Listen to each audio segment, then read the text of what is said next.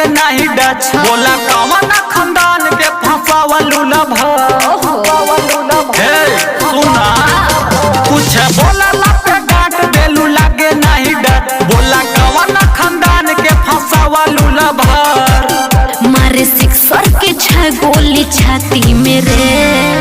Power होला निषाद जी के जाति में रे, जाति में रे। पावर होला निषाद जी के जाति में रे, जाति में रे।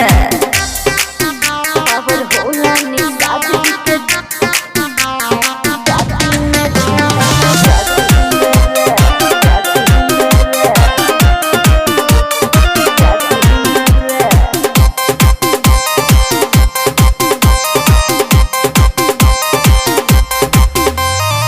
न जाने कौना रंगदार बटे घमंड तोरा यार।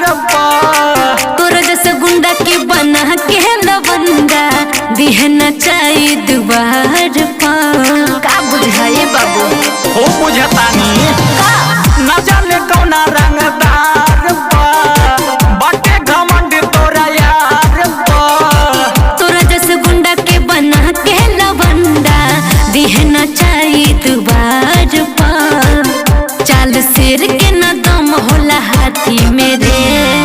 मारे सिक्सर के 6 गोली छाती में रे, छाती में रे। पावर होला निषाद जी के जाति में रे, जाति में रे। पावर होला निषाद जी के जाति में